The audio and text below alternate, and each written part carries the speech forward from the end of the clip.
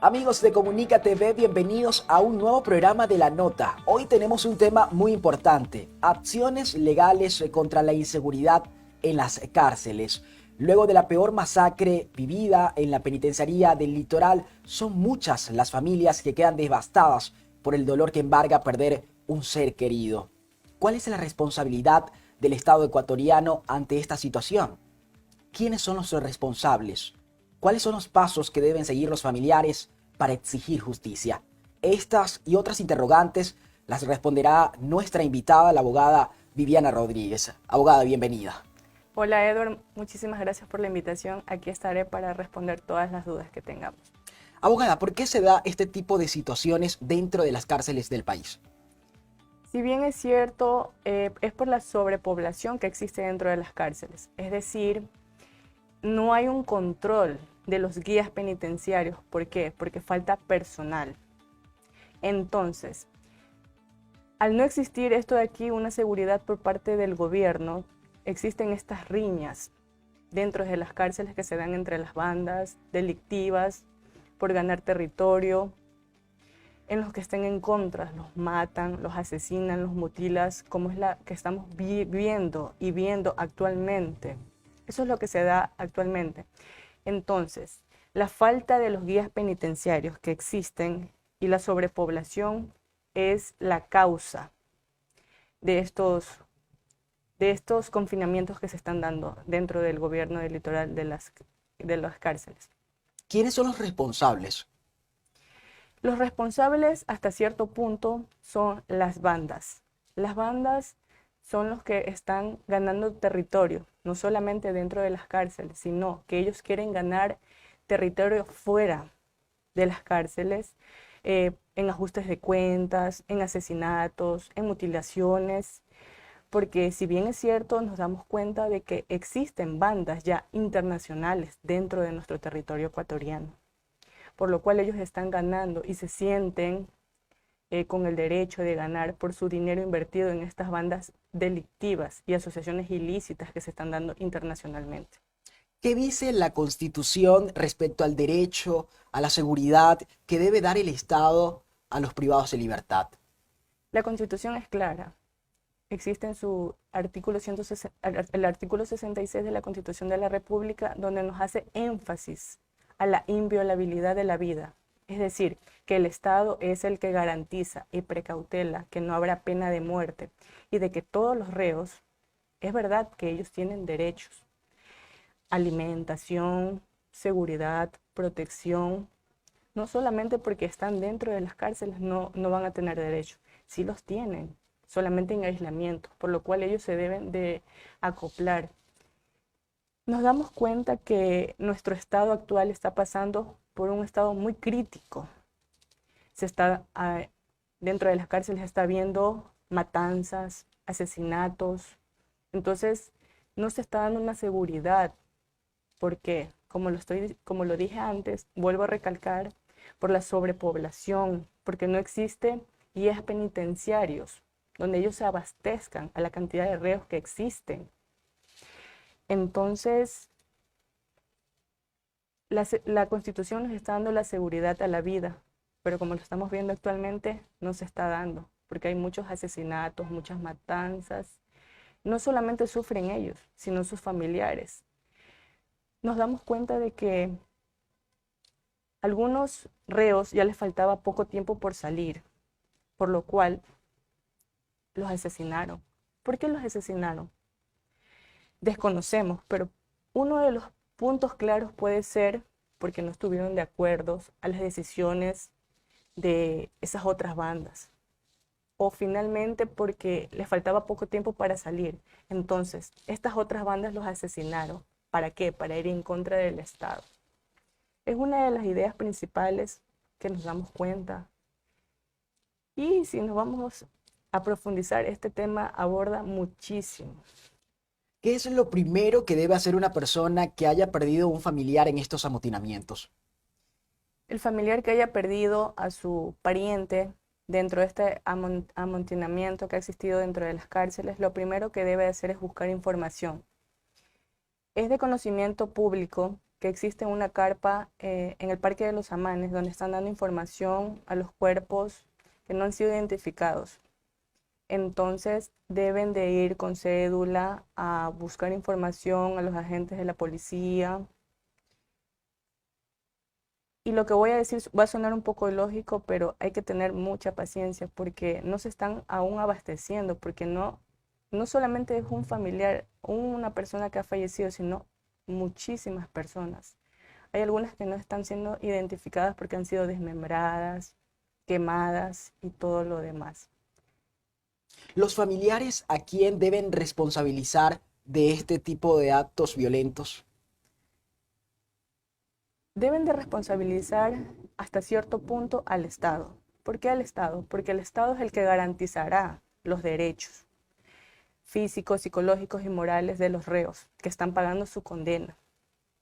Entonces, hasta cierto punto, el culpable es el Estado, pero también no nos tenemos que hacer de la vista gorda que se hará una investigación hasta llegar al fondo para descubrir si ha sido uno o varios quienes han atentado contra la vida de los reos que han existido dentro.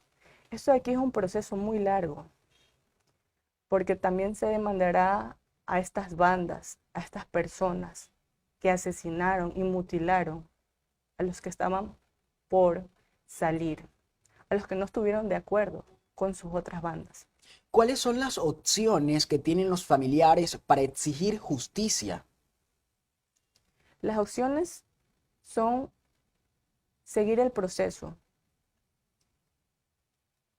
Lo primero que debe hacer un familiar es ir a denunciar a la Fiscalía General del Estado, al ministro del Interior, a su cabecilla principal. Y cuando ya todo esto de aquí se hayan agotado en las instancias, deberá ir a la Corte Internacional. Es decir, que cuando ya ha sido el proceso que ha denunciado a la Fiscalía, cabe recalcar que es Fiscalía General del Estado. ¿Por qué Fiscalía General del Estado?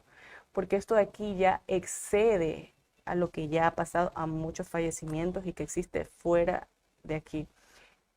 Lo que pasa es que yo quiero dejar claro, ¿por qué? Porque semanas pasadas me hizo una pregunta un ciudadano que me dijo, abogada, mi hijo fue asesinado dentro de la cárcel, ¿verdad? ¿Puedo presentar la denuncia en la Fiscalía de Daule? No se puede presentar en la Fiscalía General de Daule. ¿Por qué? Porque no hay jurisdicción y no es la competencia. Eso quería dejar claro. ¿Cuál puede ser la indemnización que recibiría el familiar en caso de ganar el juicio? Mi estimado, yo no podría dar una cantidad de 5.000, 10.000, 15.000 dólares en una indemnización porque esto de aquí es un juicio muy largo. A veces el familiar pide 5.000 dólares, supongamos, que no es una cantidad exacta, porque cabe recalcar que la vida no tiene ningún valor, pero quedan los familiares, los hijos, la esposa que perdió un familiar dentro de una cárcel donde estuvo pagando su condena.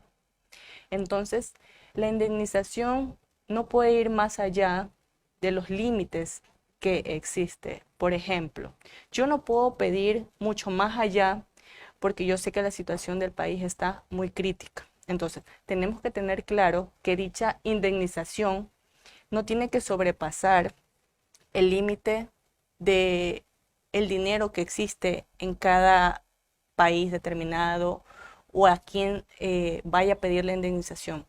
Entonces, si ganaríamos el proceso, esto de aquí lo tendríamos que tener claro cuando ya vayamos siguiendo el proceso, porque en muchas ocasiones a veces cambian los papeles. Yo pedí 10.000 dólares y no me dan los 10.000 dólares, me dan los 7.000 dólares. Entonces, eso hay que tener muy en claro, que a veces no es lo que yo pida, me lo van a dar.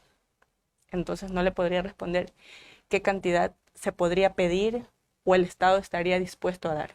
Ahora, ¿usted como profesional recomendaría tomar acciones legales, colocar la denuncia? Claro que sí, mi estimado. ¿Por qué? Porque han atentado contra la vida, la seguridad que estaban brindando los centros de rehabilitación y las bandas que han infringido, las bandas que han cometido actos delictivos dentro de las cárceles. Sí recomendaría que se tome acciones legales en contra del Estado y, si bien es cierto y no hay que olvidar que estas bandas, quienes fueron organizados, acabaron con las vidas de inocentes. Digo inocentes porque a veces no está preso un ciudadano que ha asesinado, sino que ha cometido una infracción de tránsito. Entonces a él le faltaba, un ejemplo que vi, un mes por salir. Entonces lo asesinaron. Digo yo que es inocente, y inocente es.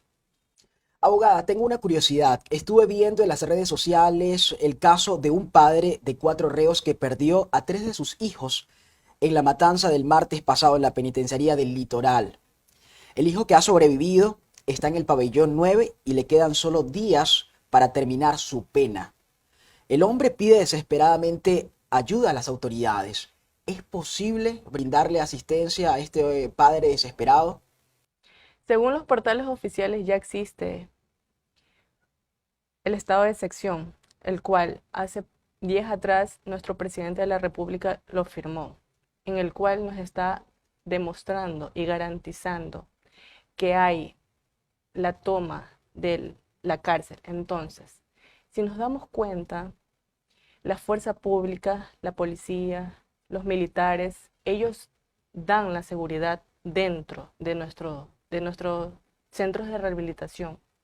Entonces, por lo cual, sí existe la posibilidad y hay una esperanza de que ellos puedan salir antes de su tiempo, siempre y cuando ellos ya hayan pagado su condena y en sus boletas de excarcelación así lo demuestre.